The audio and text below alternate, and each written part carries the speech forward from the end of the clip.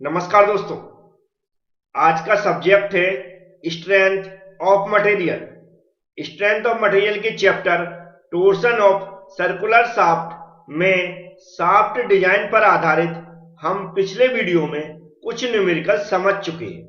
आज मैं shaft design पर आधारित कुछ और डिफरेंट टाइप के न्यूमेरिकल समझने वाले हैं। यदि आप इन सभी न्यूमेरिकल क्वेश्चन को समझना चाहते हैं तो वीडियो पूरा देखें और जो भी मैं समझाता हूं उसको ध्यान से सुनने की कोशिश करें, जिससे आपको अच्छी समझ में आ सके। ऐसे फ्रेंड्स जो स्ट्रेंथ ऑफ मटेरियल का कंप्लीट कोर्स चाहते हैं, वीडियो लेक्चर प्लस पीडीएफ, वो हमारी एबी क्लासेस एप्लीकेशन को डाउनलोड कर लें और उसमें जाके स्ट्रेंथ ऑफ मटेरियल वाला जो सब्जेक्ट है उसको ज्वाइन कर लें।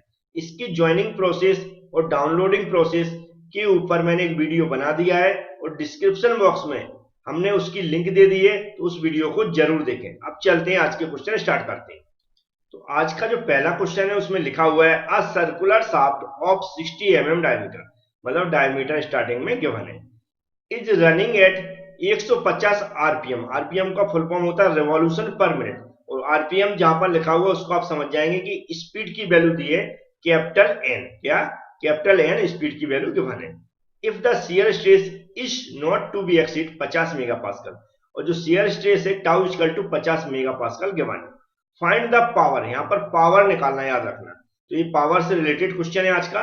Power which can be transmit by the shaft. सबसे पहले ऐसे हर बार का हमारा तरीका है, सॉल्यूशन लिखेंगे, गिवन डाटा जो भी दिया है उसको नोट करेंगे। तो यहां पर क्या लिखेंगे? पहले सॉल्यूशन। सॉल्यूशन हमें बताएगा कि यहां से हमें सॉल्व करना है। फिर क्या लिख देंगे? गिवन। गिवन लिखने के बाद स्टार्टिंग से ही नोट करते चलेंगे 60 mm डायमीटर। हमने जैसे बताया यहाँ पर हम वर्ड नहीं लिखते, डायरेक्ट सिंबल का यूज करते हैं। जो शाफ्ट का डायमीटर है उसको हम कैपिटल डी से डिनोटेट करते हैं, तो कैपिटल डी लिख देंगे और 60 mm लिख देंगे। mm में दिए मतलब हमें इसमें कोई भी जो इसकी यूनिट है उसमें परिवर्तन नहीं करना है। आगे क्या दिया है? स्पीड दी, जैसे मैं स्टार्टिंग में ही बता चुका हूँ कि स्पीड को हम किससे? कैपिटल एन से डिनोट करते हैं। अगर आरपीएम में दिया तो आप समझ जाएंगे क्या वो स्पीड दिए, वो कैपिटल एन से डिनोट करते हैं, और जो वैल्यू दी उसको यहाँ पर हम लिख देंगे 150 आरपीएम, रिवॉल्यूशन पर मिनट। इसके बाद देखेंगे यहाँ पर शियर स्ट्रेस दिया, शियर स्ट्रेस को हम टाउ से डिनोटेट करते हैं। किससे? टाउ से। उसकी वैल्यू दी है 50 मेगा पास्कल। मेगा पास्कल को हमेशा हम न्यूटन पर एमएम स्क्वायर में चेंज करके लिखते हैं, क्योंकि डायमीटर एमएम में दिया है। और जो मेगा पास्कल है उसको न्यूटन पर एमएम स्क्वायर में चेंज करने के लिए हमें कोई परिवर्तन नहीं करना पड़ता, जो वैल्यू दी है उसको सेम लिख देते हैं। तो 50 की जगह 50 लिख दें और इसको यूनिट में परिवर्तन करके लिख देंगे न्यूटन पर एमएम स्क्वायर। हमें कैलकुलेट करना पावर। क्या करना है? लिखा पावर। पावर को हम किससे डिनोट करते हैं? पी से डिनोट करते हैं। तो लेकिन मैंने पावर भी लिख दिया, आप समझ जाए। पी इक्वल टू, हमें क्वेश्चन मार्क लगा देना, मतलब इसको हमें कैलकुलेट करना। जो हमें कैलकुलेट करना वो यहाँ में है, यहाँ पर हेडिंग डालते हैं। तो हमें कैलकुलेट क्या करना? Power of, power. तो मैंने हेडिंग डाल दी है power transmitted by the shaft, ऐसी हेडिंग डाल के रखें।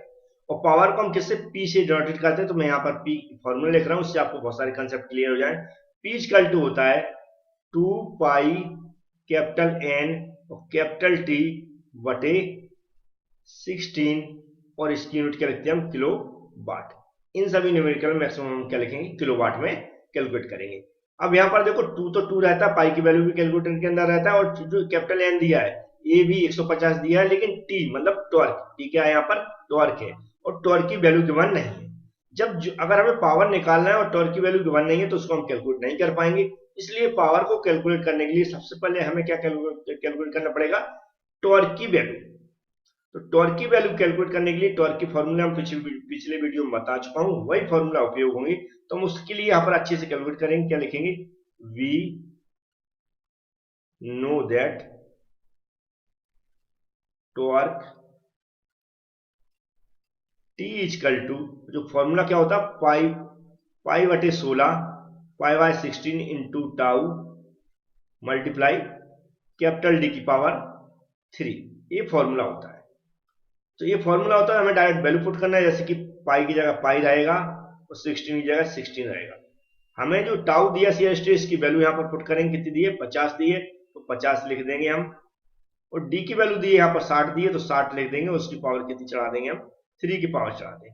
कैलकुलेटर में कैलकुलेट करने का एक बार में आप कैलकुलेट कर सकते हैं इसको। उसका तरीका है, क्या करेंगे, कैलकुलेटर के अंदर जाएंगे और 60 टाइप करेंगे। 60 टाइप करने के बाद उसमें पावर 3 चढ़ाएंगे और इक्वल का साइन दबा देंगे। तो जो भी वैल्यू आएगी फिर उसमें मल्टीप्लाई हम किसके कर देंगे, 50 का कर देंगे। फिर जो वैल्यू आएगी उसमें मल्टीप्लाई पाई का कर देंगे। फिर जो वैल्यू आएगी उसमें डिवाइड हम 16 का कर देंगे। ऐसे स्टेप बाय स्टेप करने की कोशिश करेंगे।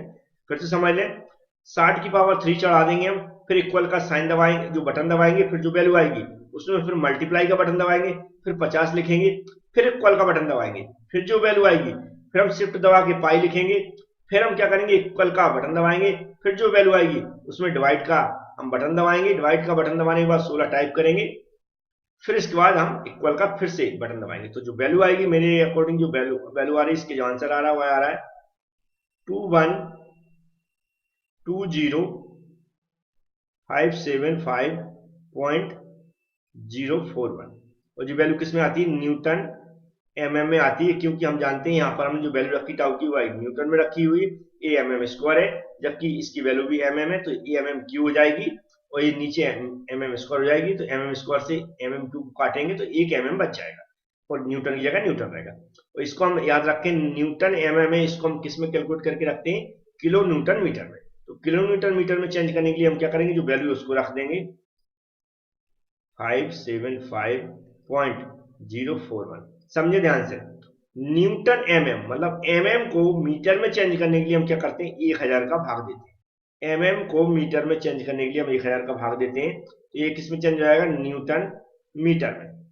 एमएम को मीटर में चेंज करने के लिए 1000 का भाग देते हैं। और फिर इसको हमें किलो भी बनाना है, तो यहाँ पर किलो लाएंगे, तो किलो को यहाँ पर लाने के लिए भी हम क्या करते हैं, 1000 का भाग देते हैं। इस तरह 2000 का डिवाइड हो गया, 1000 किसके लिए, एमएम से मीटर के लिए, और 1000 किसके लिए, किलो के लिए। अब इसको हम कैलकुलेट करेंगे तो टी इक्वल टू जो वैल्यू आएगी इन दोनों का इसमें डिवाइड कर देंगे, तो मेरे अकॉर्डिंग जो इसकी वैल्यू आ रही है वह आ रही 2.12 किलो न्यूटन मीटर, ये वैल्यू आ गई। अब हम वही करेंगे कि नाउ यहां पर लिख देंगे, now we also know that लिख के हम क्या करेंगे, पी का फॉर्मूला लिख देंगे, P equal to 2 pi N T upon 60। अब इसमें हम वैल्यू पुट करना, 2 की जगह 2 लिख दें और पाई की जगह पाई लिख दें, एन की जगह कितना लिख देंगे, 150 जो दिया उसको लिख देंगे, और टी की वैल्यू जो अभी कैलकुलेट लिखी 2.12 उसको लिख देंगे 2.12। सारी वैल्यू मैंने पुट कर दी है और नीचे हमें क्या कर देना है, 60 का डिवाइड कर देना है। याद रखें 60 का डिवाइड करना ना भूलें, क्योंकि हम क्या कर रहे हैं, किलो वाट में वैल्यू निकाल रहे हैं। वाट क्या होता है, न्यूटन मीटर पर सेकेंड। क्या होता है, न्यूटन मीटर पर सेकेंड होता है, इसलिए इसमें भूले नहीं। 60 का डिवाइड इसलिए किया क्योंकि ये जो हमारी ये जो वैल्यू थी 150 रिवॉल्यूशन पर मिनट में थी, मिनट में थी, इसलिए मिनट को हमने क्या किया, सेकंड में चेंज करने के लिए 60 का डिवाइड किया। पर हमेशा फॉर्मूले में 7 में रहता है, इसलिए इसको हम सीधा वाट में या किलो वाट में लिखते हैं। अब इसको हम एक ही बार में कैलकुलेट कर सकते हैं, 2 का मल्टीप्लाई पाई में करते हैं, पाई का मल्टीप्लाई 150 में करते हैं, फिर 2.12 का मल्टीप्लाई करते हैं, 60 का डिवाइड करते हैं। पहले याद रखें ऊपर की वैल्यू कैलकुलेट कर लें, फिर जो भी बटन इक्वल का उसको दबाने के बाद फिर 60 का डिवाइड करें। तो जो मेरे अकॉर्डिंग जो वैल्यू आ रही है वह आ रही 33.3 किलोवाट। किलोवाट आ गया क्योंकि हमने ये वैल्यू किलो में रखी थी, और न्यूटन मीटर सेकंड क्या हो जाएगा, वाट हो जाएगा। तो उम्मीद है ये जो कैसे कैलकुलेट किया मैंने समझ में आ गया होगा आपको पावर। अब नेक्स्ट न्यूमेरिकल इस तरह का एक बार उसको भी समझेंगे। नेक्स्ट क्वेश्चन में लिखा हुआ है, a hollow shaft of external and internal diameter H. मतलब ये होलो शाफ्ट है, खोखली शाफ्ट है, उसकी बाहरी और आंतरिक डायमीटर दिए 100 mm in 40 mm, is transmitting power at 120 RPM. मतलब आरपीएम मतलब स्पीड दी है, रिवॉल्यूशन पर मिनट क्या होता है, कैपिटल एन से इसको डिनोटेट करते हैं। फाइंड द पावर, इसमें भी पावर निकालना है। The shaft can transmit if the shearing stress is not to be exceed. Shear stress की वैल्यू दी है 50 मेगापास्कल। तो नॉर्मली इसमें भी हमें पावर निकालना है, लेकिन खोखली शाफ्ट की या फिर होलो शाफ्ट की। तो तरीका वही है, सबसे पहले सॉल्यूशन लिखेंगे, फिर जो डाटा गिवन है उसको लिखेंगे। तो चलते हैं इसको, सबसे पहले गिवन डाटा लिख लेते हैं, सॉल्यूशन लिखते हैं यहां पर, फिर क्या लिखेंगे हम, गिवन। गिवन में स्टार्टिंग में तो एक्सटर्नल लिखा हुआ है और इंटरनल लिखा।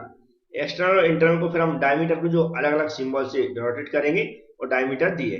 तो जो एक्सटर्नल डायमीटर, बाहरी डायमीटर, उसको हम कैपिटल डी से डिनोटेट करते हैं। यहाँ पर लिखा हुआ 100 mm। और जो इंटरनल डायमीटर, इसको हम किससे, स्मॉल डी से डिनोटेट करते हैं। ये दिया कितना, 40 mm। ठीक है, याद रखें जो अधिक डायमीटर है उसको हम बड़े सिंबल से डिनोट करते हैं, जो कम डायमीटर है उसको हम छोटे सिंबल से डिनोट करते हैं। ये वैल्यू से अंतर समझ के भी आप सिंबल याद कर सकते हैं। आगे दिया है, यहाँ पर दिया आरपीएम। आरपीएम जो दिया है ये इधर देखेंगे तो 120, मतलब कैपिटल एन इक्वल टू दिया है 120 आरपीएम, रिवॉल्यूशन पर मिनट। और आगे दिया है शियर स्ट्रेस को हम किससे डिनोट करते हैं, टाउ से डिनोट करते हैं। और दिया 50 मेगा पास्कल। और मेगा पास्कल को हमेशा हम किस में लिखते हैं, न्यूटन पर एमएम स्क्वायर में। जो वैल्यू दी है हमेशा सेम की सेम वैल्यू रहती है, तो क्या हो जाएगी, न्यूटन पर एमएम स्क्वायर। ये क्यों होता है मैं पिछले कई वीडियो में बता चुका हूं। तो यहाँ पर डायरेक्ट आप समझ लें कि जब भी मेगा पास्कल में जो वैल्यू दी, अगर हमें न्यूटन पर एमएम स्क्वायर में लिखना है तो डायरेक्ट सेम की सेम वैल्यू लिख देती है। तो हमें निकालना क्या, पावर निकालना, मतलब पी निकालना है। सॉल्व करने का तरीका वही है कि सबसे पहले हमें हेडिंग डाल देता हूं मैं। तो ऐसे अच्छे से जो भी आप कैलकुलेट कर रहे हैं उसकी हेडिंग डाल के जरूर रख लें, उसके नीचे कैलकुलेट करें, जिससे चेक करने वाले को पता रहे कि यहाँ पर आप क्या कैलकुलेट करने की कोशिश कर रहे हैं। तो पी इक्वल टू हम जानते हैं, ऊपर के जो अभी न्यूमेरिकल सॉल्व करवाया है उसमें बताया 2 पाई एन टी अपॉन 60। और ये क्या था, किस में लिखेंगे हम, किलो वाट में। अब याद रखें यहाँ पर क्या दिया हुआ, जो एन की वैल्यू दी है और बकाया सारी के ऑलरेडी वैल्यू रहती है अपने आप में, और टी की वैल्यू नहीं दी। टी मीन्स टॉर्क, टॉर्क की वैल्यू गिवन नहीं है, तो होलो शाफ्ट के लिए हमें टॉर्क को सबसे पहले कैलकुलेट करना पड़ेगा, उसके बाद हम पावर को कैलकुलेट कर पाएंगे। तो हम यहाँ पर लिखेंगे, क्या लिखेंगे, we know that torque T equal to, hollow shaft का याद रखें, होलो शाफ्ट का फॉर्मूला अप्लाई होगा, लेकिन स्टार्टिंग में वर्ड वही रहते हैं, पाई बटे 16 इंटू टाउ। इसके बाद इंटू लगाएंगे। अब हमारा होलो शाफ्ट के अकॉर्डिंग क्या हो रहा है, फॉर्मूले में परिवर्तन हो रहा है। कैपिटल डी मतलब जो बाहरी डायमीटर है उसकी पावर 4 माइनस जो आंतरिक डायमीटर है उसकी पावर 4, और बटे में सिर्फ बाहरी डायमीटर। मतलब इसको अगर हम फॉर्मूला बोले तो पाई बाय 60 इंटू टाउ, और बड़ा ब्रैकेट के अंदर डी की पावर 4, कैपिटल डी की पावर 4 माइनस स्मॉल डी की पावर 4 अपॉन कैपिटल डी।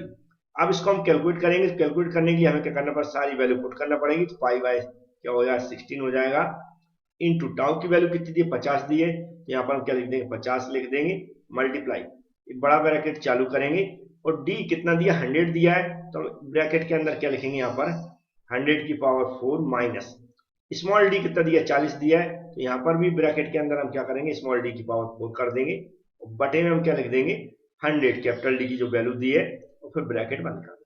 अब इसको कम से कम दो स्टेप में कैलकुलेट करना है। 2 स्टेप में कैलकुलेट करने के लिए सबसे पहले हम क्या करेंगे, पाई में 16 का भाग देंगे, फिर इक्वल का बटन दबा के जो भी वैल्यू आएगी उसमें हम 50 का मल्टीप्लाई कर देंगे। तो मेरी कैलकुलेशन के अकॉर्डिंग जो वैल्यू आ रही है वो आ रही है 9.8174। फिर मल्टीप्लाई की जगह मल्टीप्लाई कर देंगे। फिर इसको हम क्या करेंगे, एक स्टेप में पूरा कैलकुलेट करके रखेंगे। जैसे कि अगर 100 की पावर 4 करेंगे तो जो जितनी जीरो आ रही है वहां पर मैं लिख देता हूं, कितनी जीरो आ रही है,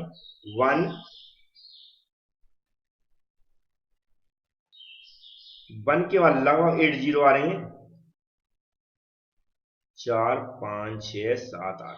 ये आप भी कैलकुलेट करके देख सकते हैं। 40 की पावर 4 करेंगे तो जो मेरी कैलकुलेशन के अकॉर्डिंग ये जो वैल्यू आ रही है 256 और 4 जीरो, बटे में 100 ही रहेगा।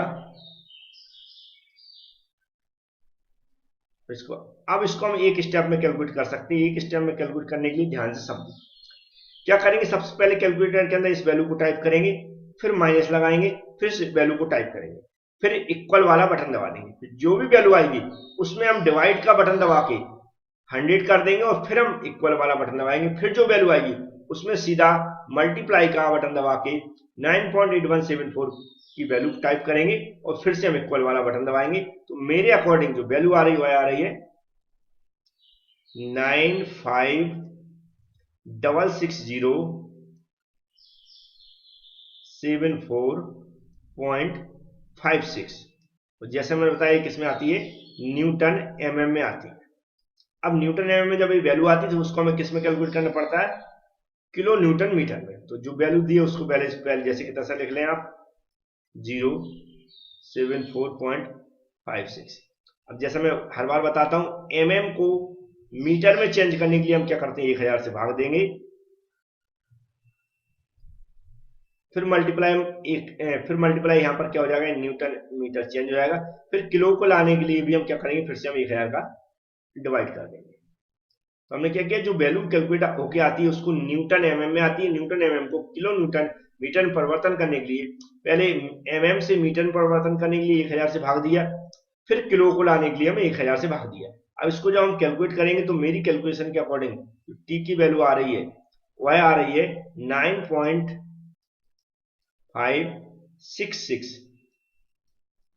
Kilo Newton metre. अब टॉर्क की वैल्यू आ जाएगी, तो हम इस फॉर्मूले में हम लिखते क्या है वो भी समझ लें आप। यहां पर लिखेंगे नीचे सबसे पहले calculate, we also know that P equal to 2 pi NT upon 60। इसको मैं और साफ सुथरा बना देता हूं थोड़ा, तो ये होगा 2 पाई NT अपॉन 60। अब हमें सिर्फ वैल्यू को पुट करना, वैल्यू पुट करना बहुत आसान होता है। P इक्वल टू, ये जो वैल्यू 2 की जगह 2 रहेगा, मल्टीप्लाई पाई की जगह पाई रहेगा, मल्टीप्लाई n की जगह कितनी वैल्यू दी है, 120 दी है, तो हम 120 लिख देंगे। मल्टीप्लाई t की वैल्यू हमने कितनी निकाली, 9.566, 9.566 बटे में हम क्या कर देंगे, 60 का डिवाइड कर देंगे। अब जो p की वैल्यू आ रही है मेरी कैलकुलेशन के अकॉर्डिंग, क्योंकि ऊपर की वैल्यू एक ही बार में कैलकुलेट हो जाएगी, फिर ऊपर वाली वैल्यू में जो भी कैलकुलेट होके आएगी उसमें 60 का डिवाइड कर देंगे, तो मेरी कैलकुलेशन के अकॉर्डिंग जो आ रही 120 किलोवाट, 120 किलोवाट।